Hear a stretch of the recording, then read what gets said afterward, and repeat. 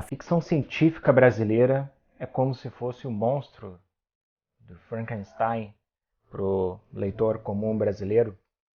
Parece algo horrendo da qual as pessoas correm por parecer que é feito de coisas que não combinam entre si, o Brasil e a ficção científica. Mas se a gente parar para pensar, o Brasil também é feito de uma colagem de muitas coisas, né? Muitos povos e muitos costumes, e hoje a gente simplesmente não acha isso estranho, porque a gente não vê mais essas costuras, né? Assim como a ficção científica também, que parece uma mistura maluca de arte com ciência, né? Apesar da gente saber que ela é essencialmente arte. E a gente também não estranha, porque a gente já vê os dois juntos há tanto tempo. Só que o mesmo não acontece quando a gente pensa a ficção científica, né? A ficção científica produzida aqui no Brasil. A ficção científica brasileira, ela estava precisando de uma obra para se chamar de sua, né? Não uma obra excelente, porque obras excelentes não faltam, mas sim uma obra que servisse como uma Bíblia serve ao sacerdote, né? Às vezes quer falar da ficção científica, ele quer divulgar ela, mas não tem uma obra que fale ao mesmo tempo de todas as possibilidades dela, né? Uma obra que a gente possa botar a mão e dizer: essa obra, se você ler ela e não gostar dela, então ficção científica não é para você, né? E essa obra chegou e é sobre ela que a gente vai falar hoje. Fractais Tropicais, organizado pelo Nelson de Oliveira.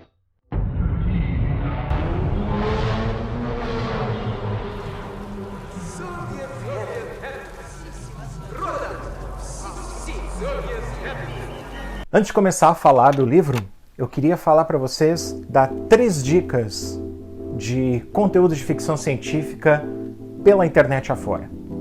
O primeiro, na verdade, não é de ficção científica, mas é de literatura, que é o Adorei Nota 2, do Rafael Solberg, que faz resenhas sensacionais de livros de autores desconhecidos, que também está dentro do espírito que a gente tem no canal, de trazer coisas diferentes, só que o Rafael faz com um carisma excepcional.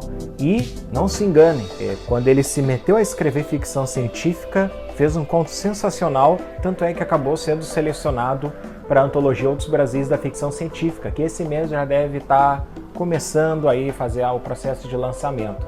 Também falar do canal Te Conto Ficção Científica, canal que também está surgindo agora, um canal para falar de ficção científica, e está trazendo um conteúdo bastante variado, está muito legal de ver, estou recomendando também. E por fim eu queria recomendar um site mais novo ainda, um blog para a gente ler contos de ficção científica feitos por uma galera que está fazendo pelo amor, né? Está fazendo pelo amor, escrevendo por gosto e colocando na rede, né? Para quem sabe topar com algum leitor desavisado, mas também pode ser por recomendação daqui, né? Eu estou falando do Basilunar 8, um grupo de 9 escritores, agora 10, porque eu também orgulhosamente faço parte também, e está trazendo contos aí de ficção científica, essencialmente ficção científica pura. Dá uma chegada lá no site, eu vou deixar os links das 3 recomendações que eu fiz aqui embaixo, e é isso aí, pessoal. Bem, essa antologia Fractais Tropicais ela é especial porque ela faz uma verdadeira celebração da ficção científica brasileira.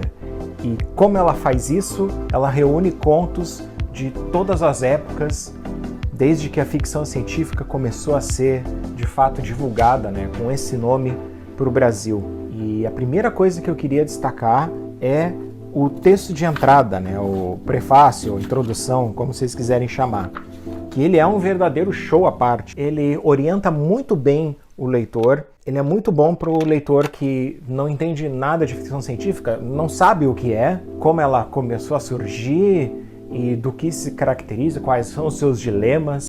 O Nelson de Oliveira fala um pouco de tudo aqui, também ajuda na questão das classificações, porque a gente vê tantos nomes, né, tantos nomes de subgêneros da ficção científica.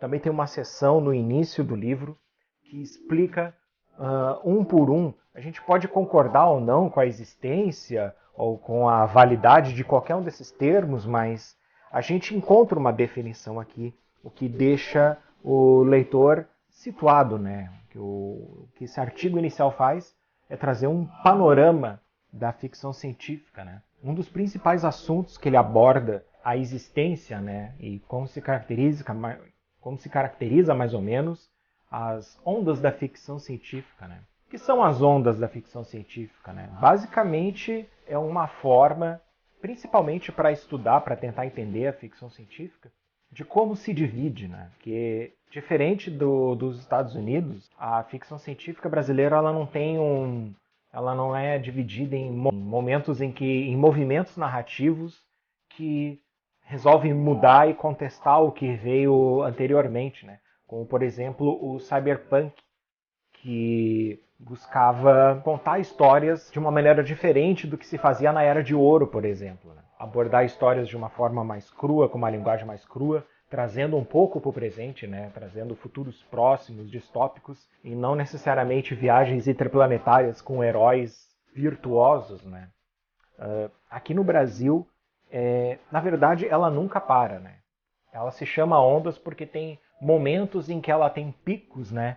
De produção, de visualização, e depois eles diminuem e voltam de novo, né? Então, atualmente, a gente pode dizer que está na terceira onda de ficção científica, mas não com 100% de certeza, né? Inclusive, o próprio Nelson de Oliveira, o organizador da antologia, propôs um debate na coluna dele do jornal Rascunho, né? Que é de Curitiba, se eu não me engano, em que ele propôs para alguns pesquisadores e autores de ficção científica, perguntando se havia ou não uma quarta onda, né? É um debate corrente ainda, né? Da qual eu tive a honra, né, de ser convidado para contribuir também com a minha opinião, junto com dois, no caso, né, na primeira parte do artigo, né, com dois pesquisadores da ficção científica no Brasil, né? E da ficção científica em geral, né? O Alexander Meirelles, do Fantasticursos, e a Lídia Zuin, que é a colunista do UOL. Sobre a obra em si, como eu falei, ela começa com o prefácio, né? Com esse texto de introdução que situa bem o leitor, e depois que começam os contos, o leitor vai notar de cara que o Nelson de Oliveira que preferiu começar com os contos da terceira onda e depois indo para a segunda e por fim para a primeira, né? Eu achei muito bacana isso, porque geralmente a porta de entrada para um leitor novo conhecer, e eu acho que é a ficção científica que a gente precisa mais conhecer, é a que está sendo produzida no momento, né? E a gente conhecer os autores novos, já dar de cara com autores novos, é muito bacana, né? E depois a gente ir conhecendo os outros. Muitos autores da segunda onda, inclusive, ainda são atuantes, né? Sendo assim, eu gosto de enxergar o Fractais Tropicais como um livro de amostragem, né? Porque, dada a variedade de autores, são muitos autores, cada autor tem um conto, só 2 autores têm 2 contos, mas são 2 contos muito curtos, né? Até o leitor um pouco mais experiente, ele vai encontrar autores da qual ainda não leu nunca nenhum conto, né? Não sabe nem como a pessoa escreve, né? E é uma oportunidade, ele serve até também como um material de consulta, né? Pra gente conhecer, pra gente ter um primeiro contato com muitos autores que de repente a gente ainda não conhece, né? Bem, para não dizer que eu só falei de flores sobre o livro, né? O livro de fato é fantástico e merece ser lido, e ele em si é uma celebração. Contudo, a única coisa que eu acho que o leitor tem que tomar cuidado, não julgar o autor apenas pelo conto que está presente aqui. O livro ele é muito bom como uma amostra do conjunto, né? Mas é difícil julgar um autor só por um conto, né? Principalmente porque nem todos, né, os autores são a especialidade dos autores nem sempre é o conto. Um exemplo, por exemplo, é o Braulio Tavares, né? O Braulio Tavares é um exímio contista, né? Inclusive as obras mais conhecidas dele, ele que é um dos mais conhecidos, né, são obras de contos, né? Como, por exemplo, Este daqui, né, A Espinha Dorsal da Memória, é um dos melhores livros de ficção científica, com certeza um dos melhores de contos, né, já foi premiado inclusive, e ele é uma coleção de contos, né, então é meio difícil, é até injusto comparar, né, são como se fossem categorias de peso diferente, né, não dá para botar um contra o outro, né, enquanto, por exemplo, tem autores que se saem muito melhor em romances, né, e aqui não tem como colocar um romance inteiro, né. Então nem sempre a gente vai ver o autor na sua melhor forma, né? Até porque não tem como caber um romance, os melhores romances aqui, nem como fazer uma amostragem do romance, né? Mas a força dessa antologia tá no conjunto, né? E tá na variedade, né? Porque não é só uma variedade de épocas, como é uma variedade de tipos de abordagem também. Então, provavelmente, o leitor não vai gostar de todos os contos, porque é muito variado, né? Então você vai encontrar tipos de contos que geralmente você não leria, você não procuraria, mas aqui você pode pelo menos conhecer. E é por isso que eu digo que a grande força dessa antologia está no conjunto, né? A gente com certeza vai encontrar contos que vai gostar bastante e vai entender de uma forma ampla, né? Aqui, digamos que vão praticar a visão ampla que o Nelson de Oliveira promove no texto de entrada, né? E é isso, pessoal. Esse é o livro para bater aqui e poder falar de ficção científica, né? Porque é difícil recomendar uma obra, porque aí às vezes alguém vai ler uma obra e não gosta da obra e pode achar, ficção científica brasileira é uma merda. Em primeiro lugar, não é uma merda. Em segundo lugar, é necessário que a gente divulgue, mostre a variedade até para que cada leitor possa se encontrar, né?